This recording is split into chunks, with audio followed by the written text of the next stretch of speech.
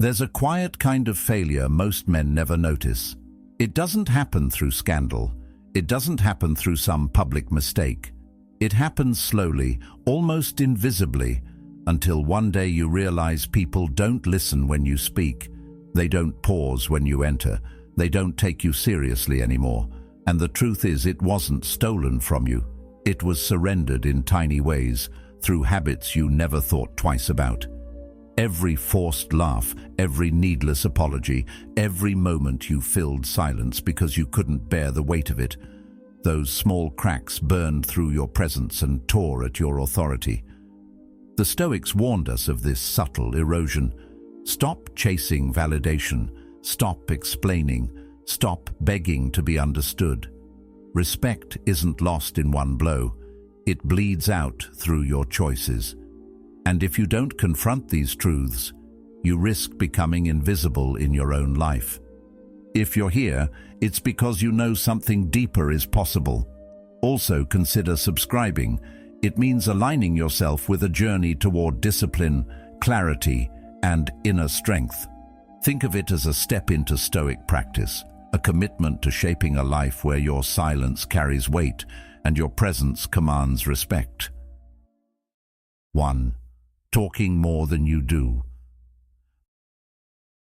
Most people don't realize how quickly their words lose value. We've all had that moment where we excitedly tell a friend about a project we're planning, a business we want to start, or a change we're about to make in our lives. At first, it feels good.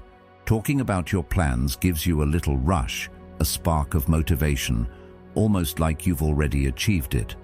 But over time, if those words never transform into action, people around you start to notice.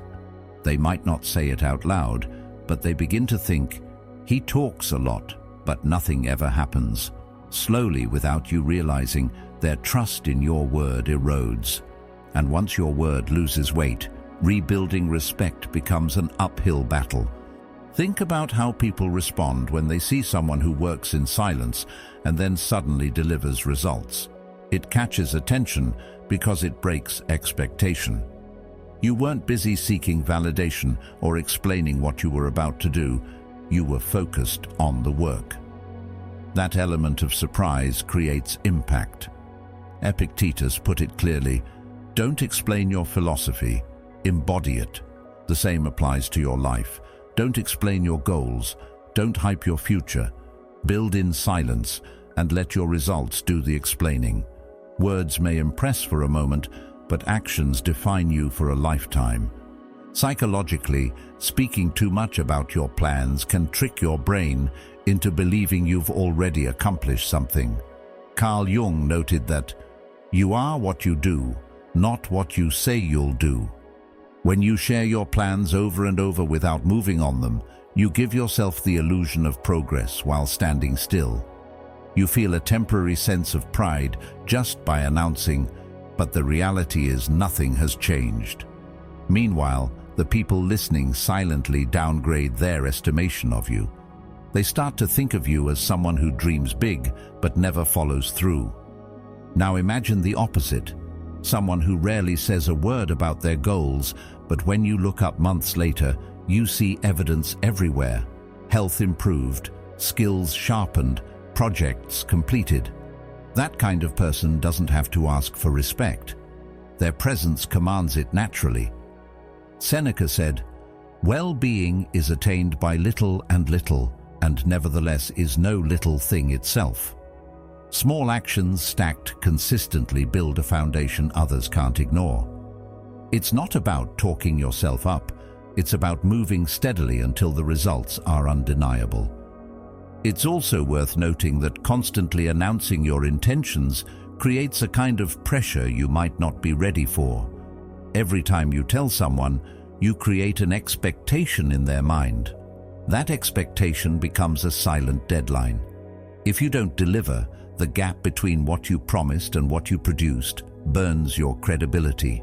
And in relationships, at work, or even in casual friendships, credibility is everything. People may like you for your words, but they only respect you for your actions. Aristotle once said, "We are what we repeatedly do." Excellence, then, is not an act, but a habit. Repeating empty words creates a habit of being overlooked. Repeating actions builds a habit of being respected.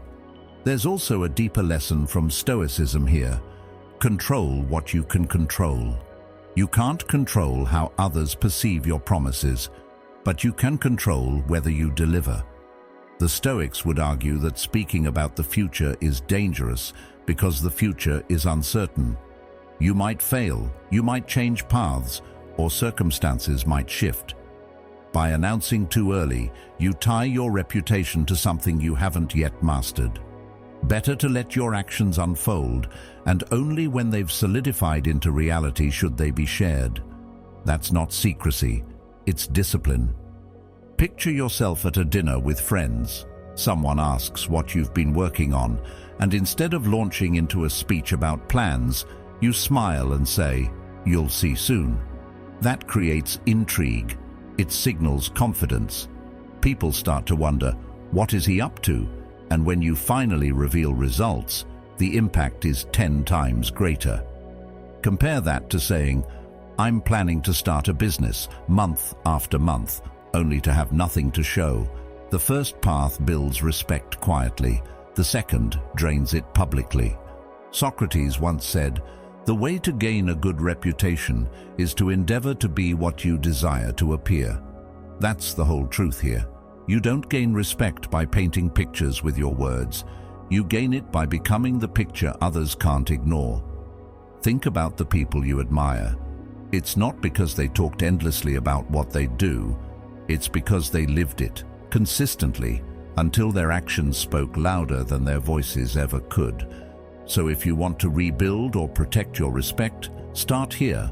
Talk less, act more. Cut down the habit of announcing every new project. Hold back from over-explaining your future. Let people witness your progress rather than hear about your intentions. When you do this, something subtle shifts. Your words become rare, and rare things carry weight. Your silence becomes valuable, and valuable things create respect. Respect doesn't come from making promises. It comes from keeping them. It doesn't come from being loud about your plans. It comes from being steady in your actions. Stop giving people reasons to doubt you by oversharing. Instead, create moments where your actions leave them no choice but to acknowledge the progress in front of their eyes. If you take nothing else from this, remember this: every word you speak about your future without backing it up is a withdrawal from the respect you hold. Every action you take without announcement is a deposit. Over time, those deposits compound, and respect grows quietly until it surrounds you like armor. That's the Stoic way: calm, deliberate, disciplined, and undeniable. 2. Over-explaining yourself. There's a certain kind of pressure that almost everyone has felt at some point. You say something in a group, someone raises an eyebrow, maybe they misunderstand, and instantly you feel the urge to jump in with, "Wait, let me explain." You scramble to clarify, to smooth things over, to make sure nobody gets the wrong impression. But here's the problem. When you rush to explain yourself, you're not actually strengthening your position. You're weakening it, because every time you feel the need to justify what you've said or done, you send a silent message to everyone watching. I don't trust my own actions to speak for themselves. That subtle energy shift changes the way people see you. They don't see confidence, they see doubt. Marcus Aurelius once said, "The opinion of 10,000 men is of no value if none of them know anything about the subject." When you over-explain, you give power to opinions that don't even matter. Think about the people you naturally respect. They don't argue with every misinterpretation. They don't rush to clarify when someone misunderstands them. They stand still, calm, grounded, knowing that time and results will correct perception. The Stoics believed in this kind of restraint. Epictetus taught, "If you are ever tempted to look for outside approval, Realize you have compromised your integrity. If you need a witness, be your own. That's what over-explaining really is. It's searching for witnesses, begging others to validate you in real time. But when you stop explaining every move, you take back your power. You tell the world, without words, I know who I am. You'll figure it out eventually. Carl Jung went even deeper when he said, a man who has not passed through the inferno of his passions has never overcome them. Over-explaining often comes from the inferno of insecurity burning inside, from a need to control how others see you. But the more you try to control perception, the less control you actually have. When you explain too much, you don't sound more intelligent. You sound unsettled. Jung would argue that strength comes not from convincing others, but from mastering the emotions that drive that compulsion. The moment you accept that not everyone will see you clearly, you free yourself from the exhausting cycle of explanation. Respect grows in silence. Imagine this scenario. Someone takes a jab at you in a meeting, twisting your words. You could leap in saying, "That's not what I meant, let me explain." But if you pause, stay composed, and move on without defending yourself, the room feels it. People begin to wonder, why didn't he react? Why didn't he fight to be understood? That mystery creates weight. Seneca once wrote, "It is not the man who has too little, but the man who craves more, that is poor." Over-explaining is craving. Craving to be understood, craving for approval, craving for control. When you no longer crave, you appear rich in self-possession. And that's exactly what commands respect. This doesn't mean you should never clarify anything. Of course, in relationships or work, there are times when explanation is necessary. But the key is discernment. If every small misunderstanding makes you jump, you train people to see you as easily moved. If instead, you choose carefully when to explain and when to let silence do the talking, you become unpredictable, and unpredictability builds intrigue. Another problem with over-explaining is that it dilutes your message. Think about a time when someone kept adding more and more words to defend a simple point. Did it make their idea stronger, or did it make them look uncertain? Often, the more we explain, the more confused the listener becomes. Words pile up, and the core truth gets lost. Aristotle's wisdom still applies here. The more you know, the more you realize you don't know. A confident person recognizes that not every thought needs to be dissected. Not every action needs justification. Sometimes the strongest message is the shortest one. And here's something powerful. When you stop explaining yourself, you force others to sit with their own interpretation. That pause, that lack of reaction, makes them reflect. Maybe they misunderstood. Maybe they judged too quickly. Your silence becomes a mirror in which they see their own assumptions, and in that space, respect grows. Epictetus would call this self-control in practice, the art of letting others wrestle with their own thoughts while you remain unmoved. Let's put this into a real example. Imagine you're at work, you present an idea, and someone says, "I don't think that makes sense." Instead of rushing into a long defense, you nod once and say, "Time will show if it works." That's it. Short, clean, steady. You've not only kept your dignity, you've planted curiosity. Now others are watching to see if your results will prove you right. Plato put it simply, wise men speak because they have something to say, fools because they have to say something. Over-explaining turns you into the latter. Silence, on the other hand, positions you as the former. Respect doesn't come from being perfectly understood. It comes from being consistent, composed, and grounded whether people get you or not. And here's the paradox. The less you explain, the more people lean in to understand you. Mystery creates gravity. Think of the leaders, teachers, or mentors you've admired. It wasn't that they clarified every detail, it was that they carried a presence that made you want to understand them better. Their restraint made their words rare, and rare words carry weight. So next time you feel the urge to explain yourself, stop, breathe. Ask yourself, does this moment really require my words, or is my silence stronger? As Seneca said, silence is a lesson learned from the many sufferings of life. Don't fear being misunderstood. Fear wasting your energy on battles that don't matter. Because when you stop over-explaining, you stop giving away your authority. You stand firm, steady, and untouchable. Not because you forced people to see you clearly, but because you refused to beg for clarity. Respect isn't built on explanations. It's built on presence. And when your presence speaks louder than your words, you'll find people don't just listen to you, they take you seriously. That's the quiet strength the Stoics lived by, and that's the strength you can carry today. 3. Laughing too easily. There's a strange thing about respect.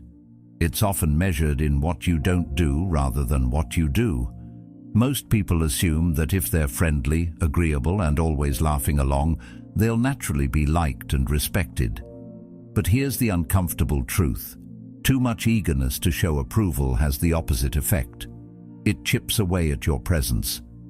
When you laugh at every little joke, when you smile constantly just to fill the space, people stop seeing you as strong and start seeing you as someone desperate to fit in. It's not about shutting yourself off from joy. It's about realizing that the weight of your reaction is directly tied to how rarely you give it away. Think back to times when someone told a joke that wasn't really funny. Maybe it was cheap. Maybe it was even aimed at you. Did you still force out a laugh? Most of us have done it because it feels easier to play along than to risk standing out. But each time you do this, you're sending a silent signal. Your approval matters more than my authenticity. Marcus Aurelius reminded himself, the best revenge is not to be like your enemy. In this context, the best response to a disrespectful joke is not to mirror it with laughter, but to remain calm and steady. By not rewarding behavior that lowers the tone, you subtly raise the standard of how others treat you. The Stoics placed immense value on control, especially control over your emotional expressions. Epictetus once said, "It's not what happens to you, but how you react to it that matters." The same principle applies in group settings. The way you react to words, gestures, and jokes shapes how others perceive your character. If you're quick to smile, nod, or chuckle at everything, you look less like a person in control of himself and more like someone eager to be accepted. And eagerness doesn't command respect. It invites dismissal. Carl Jung offered a psychological layer to this when he said, "The privilege of a lifetime is to become who you truly are." When you laugh just to blend in, you're not being who you truly are. You're performing. That performance may win short-term approval, but it costs you long-term respect. People can sense when your reactions are genuine and when they're just social filler. And while they might not call you out, they adjust their perception of you quietly, treating you as less of a leader and more of a follower. Now, think about those people who don't laugh easily. They might smile occasionally, chuckle when something is truly funny, but they don't waste their reactions. Notice how much weight those small expressions carry. When they laugh, the room pays attention. When they smile, it feels earned. That's because scarcity creates value. Seneca captured this idea perfectly.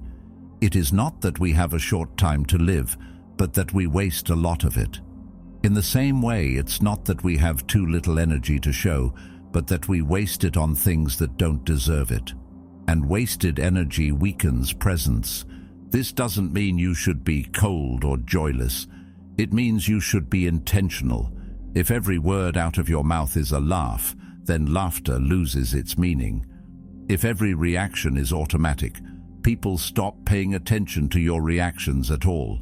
But when you choose your responses carefully, you build an aura of depth. People start to wonder what's going on behind your calm exterior. They project mystery onto you. And mystery in any social dynamic is powerful. Socrates once said, "The easiest and noblest way is not to be crushing others, but to be improving yourself." Improving yourself includes mastering the urge to seek approval through constant smiles and laughter. Imagine you're at a gathering and someone tells a weak joke that makes others laugh. Instead of forcing yourself to join in, you simply hold a neutral face, maybe a polite smile at most, nothing more. Instantly you stand out, not as unfriendly, but as someone who doesn't give approval cheaply. People notice. Some may even respect you more because you've silently communicated that your reactions can't be bought with mediocrity. Over time, this self-control builds a powerful presence. People begin to think twice before using cheap humor around you, especially at your expense. They start to recognize that your attention and your reactions are valuable, and valuable things aren't given away freely. Epictetus again reminds us, "No man is free who is not master of himself." Mastering your expressions is one of the most subtle but impactful ways to build freedom from social manipulation. You're no longer controlled by the pressure to fit in. You control how and when you engage.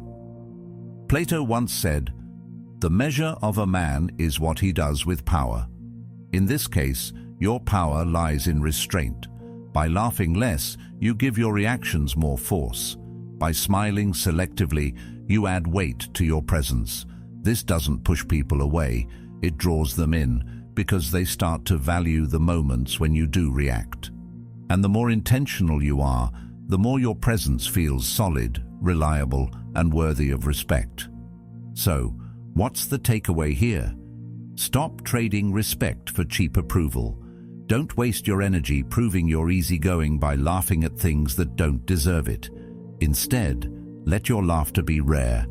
Let your smiles be genuine. When you do this, people begin to respect your presence without you ever having to demand it. Respect doesn't come from trying to please everyone in the room. It comes from showing that you value yourself enough to be authentic, even if that means standing apart. Respect is never built by blending in, it's built by standing firm. And when your reactions are controlled, deliberate and true, people don't just notice you, they take you seriously. 4. Apologizing for no reason. Most people don't realize how often the word sorry slips out of their mouths. It becomes automatic, almost like a nervous reflex. You bump into someone by accident, sorry. You ask a simple question at work, sorry. You arrived 2 minutes late, sorry again. At first glance, it seems polite, even considerate. But here's the subtle truth. When sorry becomes your default response, you begin to condition others to see you as lower in the social hierarchy. Every unnecessary apology places you beneath the other person, as though you need their permission to exist, to speak, or to take up space. Respect doesn't grow in that soil, it fades. The Stoics would see over-apologizing as a symptom of misplaced focus. Instead of anchoring yourself in what you can control, your actions, you become overly concerned with how others might perceive you. When you constantly apologize for minor things, you're arguing with yourself about your worth instead of simply embodying it. A person who carries themselves with steadiness doesn't have to beg for acceptance. They live in a way that makes their value obvious. There is a difference between genuine accountability and compulsive apologizing. When you make a real mistake, when your actions genuinely cause harm, a clear apology is powerful. It restores balance and shows integrity. But when sorry becomes a filler word for being slightly late, asking a question, or simply taking initiative, it signals insecurity rather than strength. Epictetus taught, if you want to improve, be content to be thought foolish and stupid. What he meant was that your focus should be on growth, not constant approval. By over-apologizing, you prove that you're terrified of even small misunderstandings. Yet growth requires being okay with not always being seen as perfect. Carl Jung shed light on this from a psychological angle when he said, "The most terrifying thing is to accept oneself completely." Many people over-apologize because they haven't accepted themselves. They feel guilty simply for existing in the space, for speaking up, for being noticed. The apology becomes a shield, a way to soften their presence. But when you accept yourself fully, you realize you don't need to shrink. You don't need to preface your thoughts with sorry.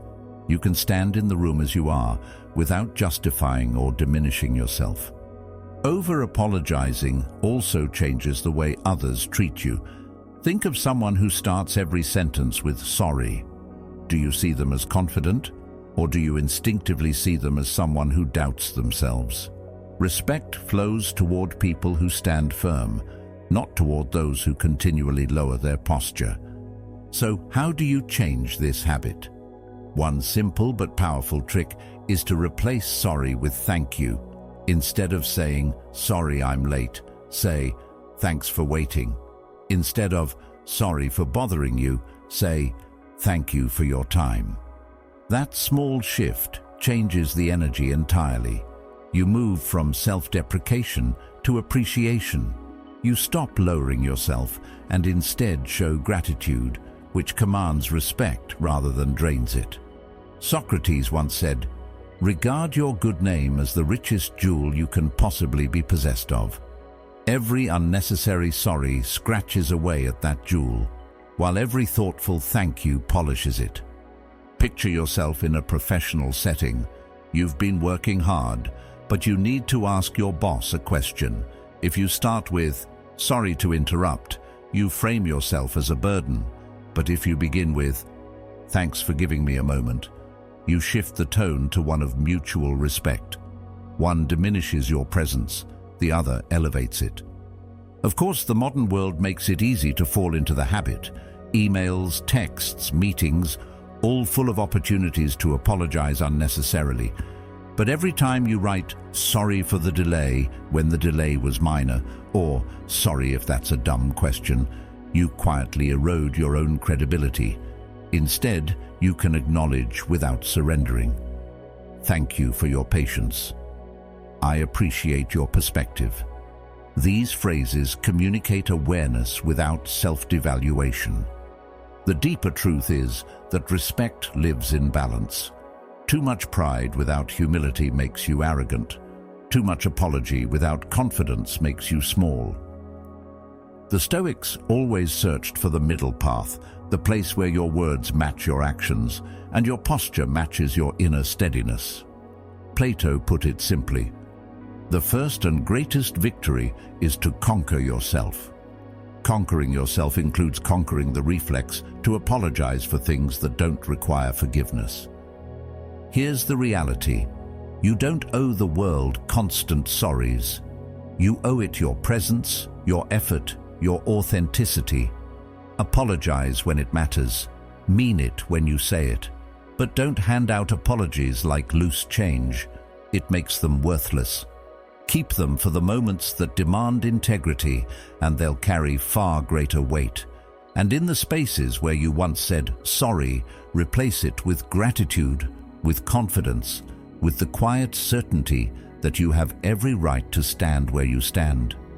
Respect doesn't come from being the most agreeable person in the room. It comes from being steady enough to know your value without announcing it, and strong enough to correct your mistakes without groveling.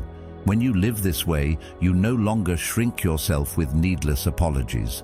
You expand yourself through presence, gratitude, and dignity, and people, without even realizing it, will start to treat you differently. They'll listen closer.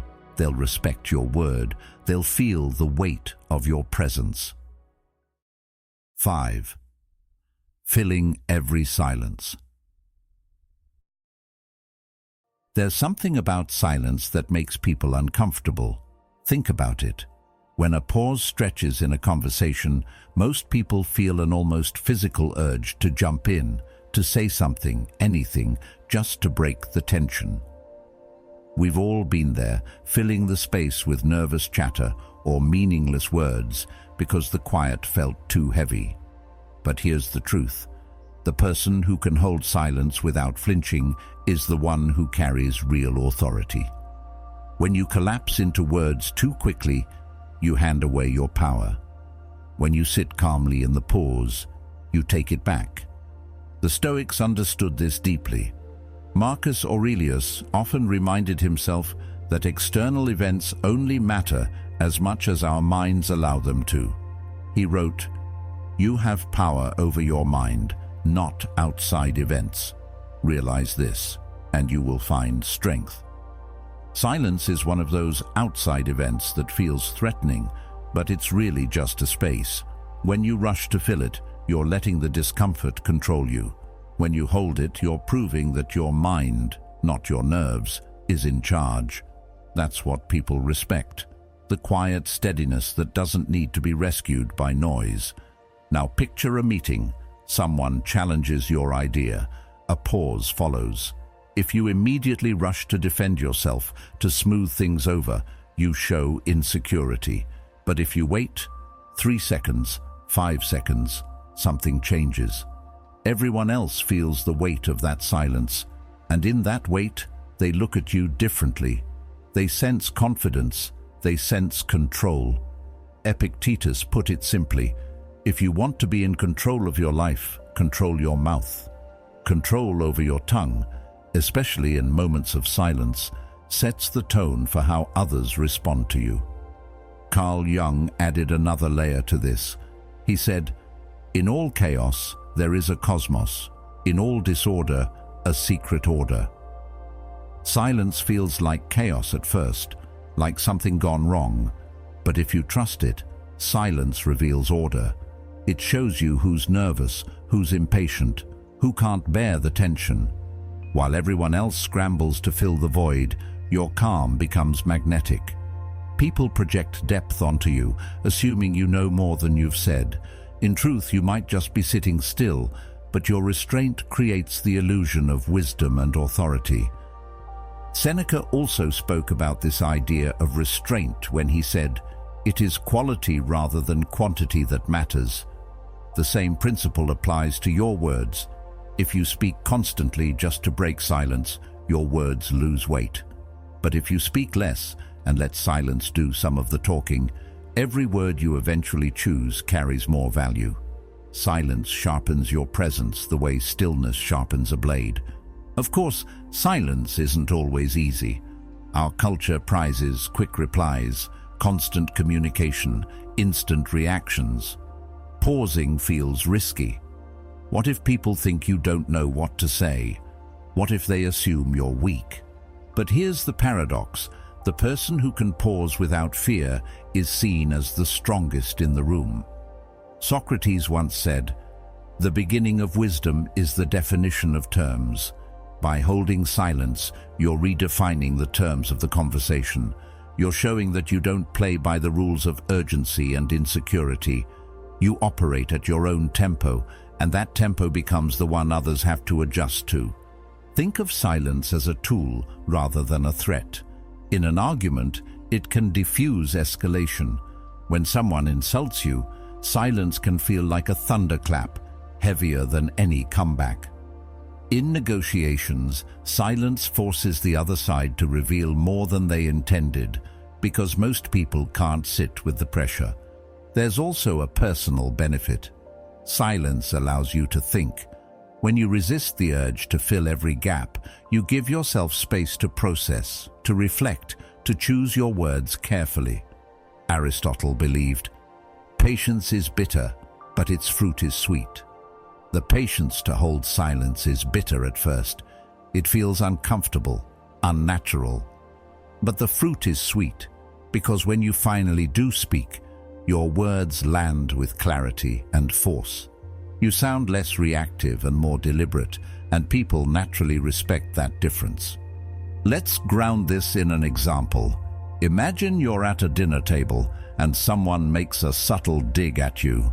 The usual instinct is to laugh it off, explain yourself, or shoot back quickly. But if you simply look at them, hold eye contact, and let the silence stretch, the effect is powerful. They feel the tension, not you. The whole table feels it. And suddenly, the respect shifts. You didn't argue. You didn't fight. You just let silence work for you. That restraint makes you untouchable. Seneca once reminded us, as long as you live, keep learning how to live. Silence is one of those lessons that keeps teaching. Every time you resist the urge to fill it, you learn a little more about your own strength. You realize you don't have to chase approval with constant words. You don't have to prove you're comfortable by speaking. You can simply be. And in that stillness, people start to bend around your presence rather than you bending around theirs. 6. Reacting to small disrespect. It's easy to spot big moments of disrespect, an argument, a direct insult, or someone trying to embarrass you in front of others. But the truth is, the respect you hold in people's eyes usually doesn't crumble in those big moments. It slips away in the small ones, the quiet smirk, the eye roll, the sarcastic side comment. These little things test you, and how you respond to them tells everyone in the room who you really are. If your face gives it away, if you react quickly or defensively, you show the world that you can be moved by the smallest push. And once people know that, they'll keep testing you. Reacting to every little jab is like giving away pieces of yourself for free. You don't need to fight small battles to prove your strength. Real strength is proven in the ability to stay steady when others are trying to shake you. Think of someone you respect deeply. Is it the person who jumps at every comment, who always has to fire back, who looks rattled at the first sign of challenge? Or is it the person who sits quietly, unbothered, making others second-guess themselves? Epictetus said, "Any person capable of angering you becomes your master. He can anger you only when you permit yourself to be disturbed by him." The moment you react to every disrespect, you've given control away, but when you stand steady, you remain your own master. Carl Jung offered another perspective when he said, "Everything that irritates us about others can lead us to an understanding of ourselves." Sometimes the small disrespect we react to so strongly touches on something inside us, an insecurity, a wound, or a fear. If you flinch when someone mocks your intelligence, maybe it's because you secretly doubt it yourself. If you bristle at a joke about your appearance, maybe it's because that insecurity has been with you for years.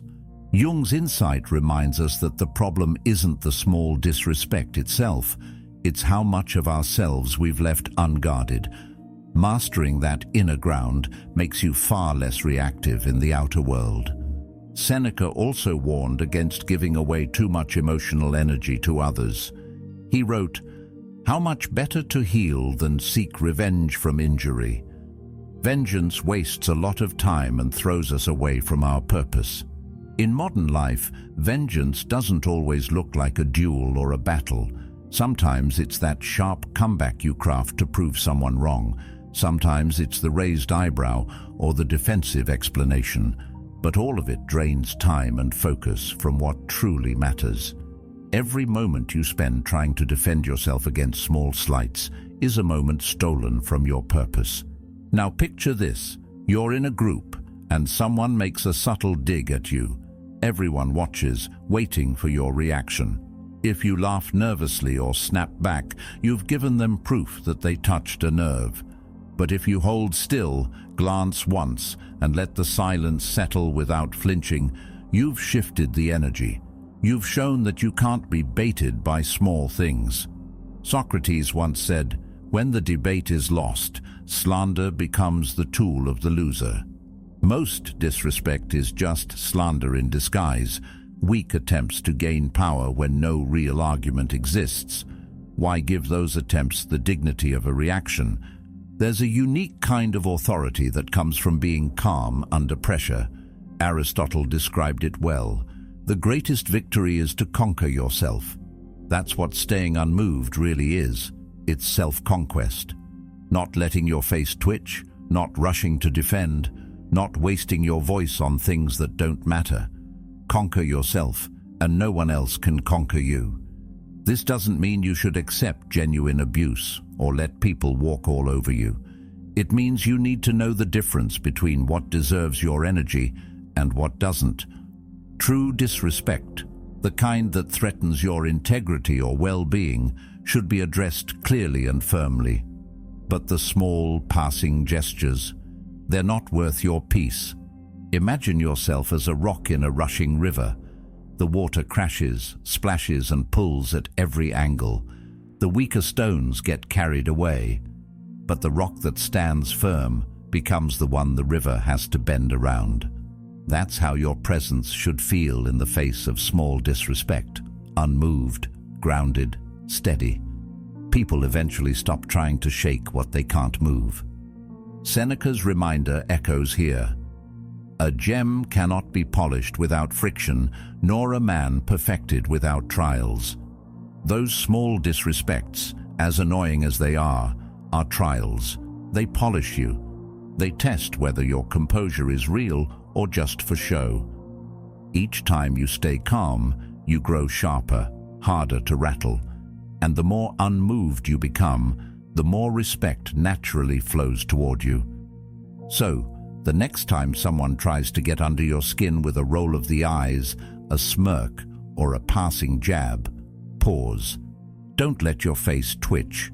Don't rush to prove yourself.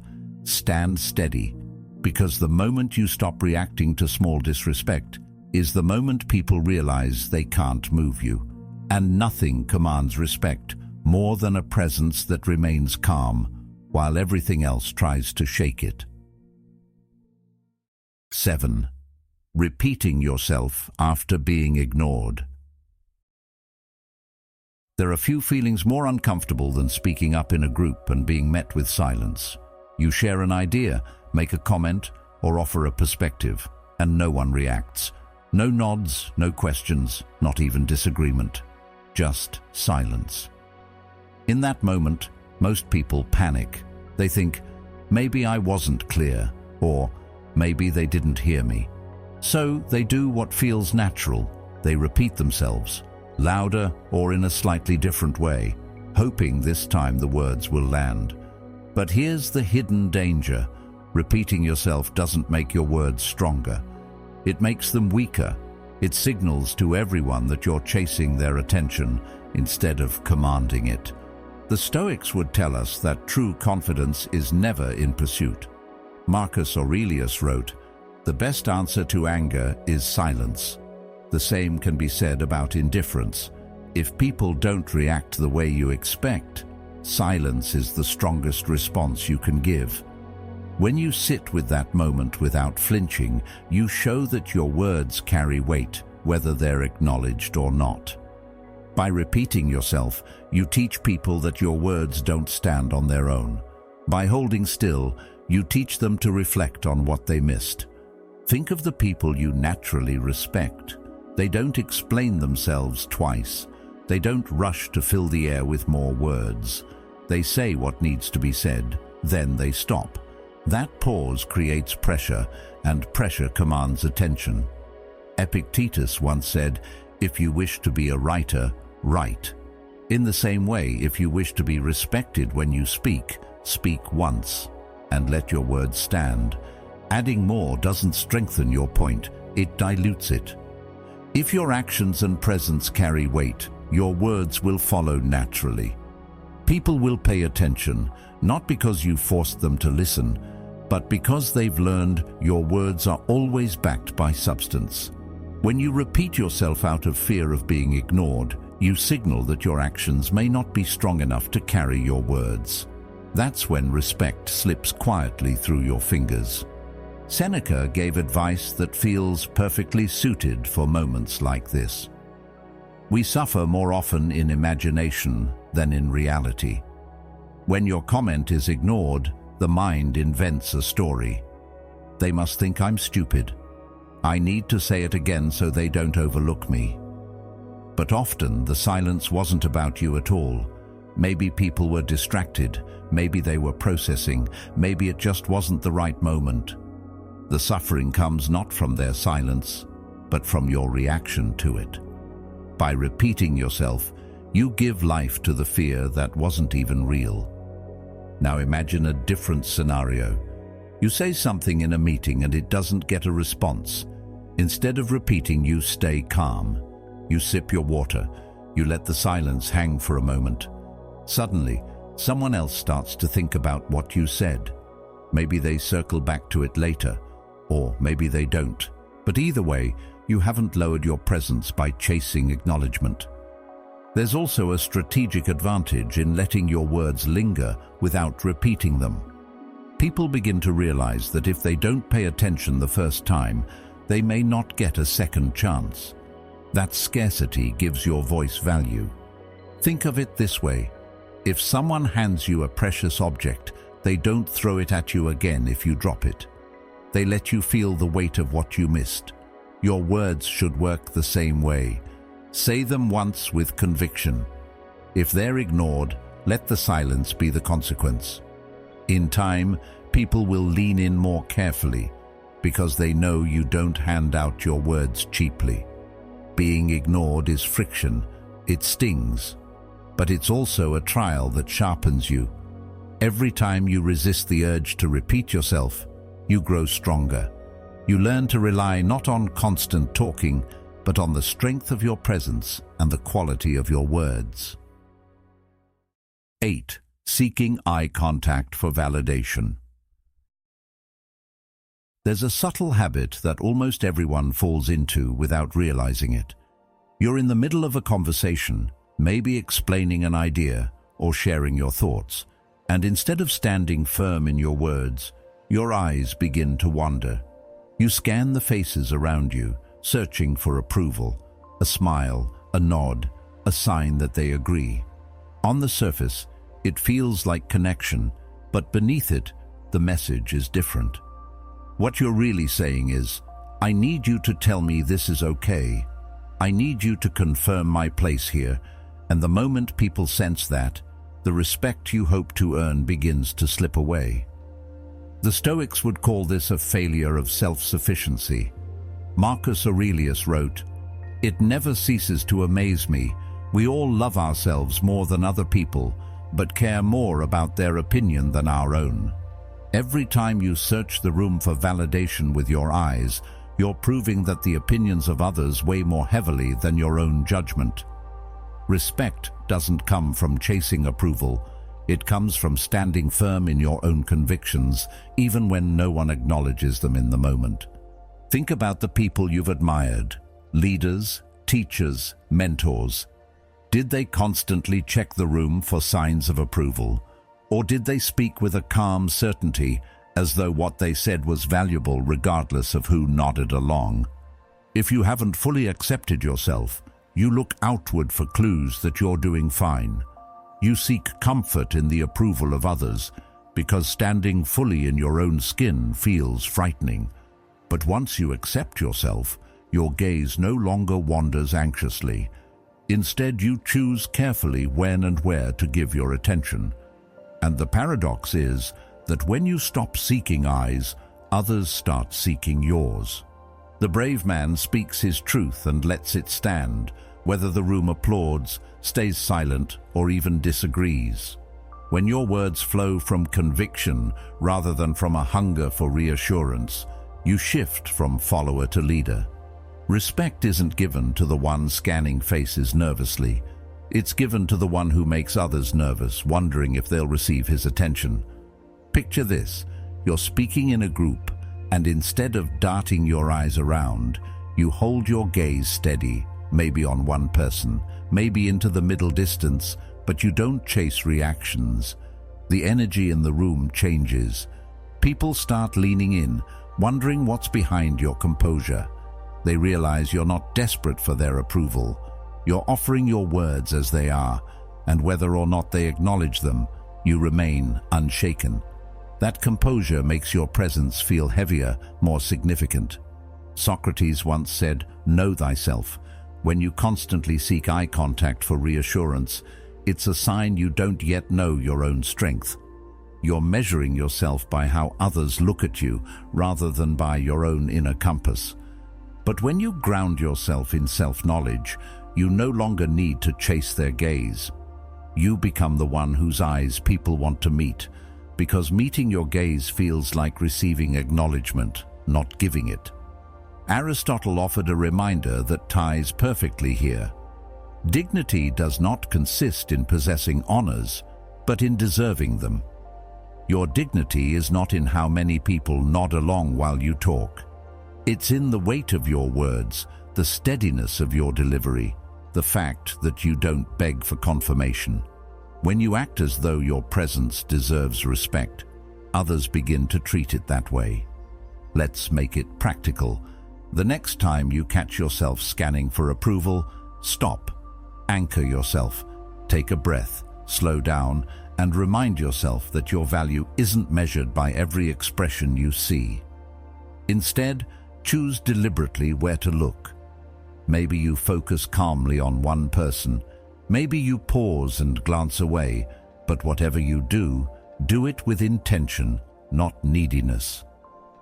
Over time, this shift changes how people experience you. Instead of being the one searching for validation, you become the one whose validation others crave. People start to adjust their behavior, hoping to catch your attention, hoping to earn your eye contact. That's the quiet reversal. When you stop begging with your eyes, you gain power without saying a word. Respect isn't something you demand, it's something you quietly install through presence, discipline, and restraint. The moment you stop chasing approval and start living by principle, the world begins to shift around you. People may not say it out loud, but they feel it. Your silence becomes heavy, your words become rare, and your presence unmistakable. If this spoke to something in you, watch the next video on your screen.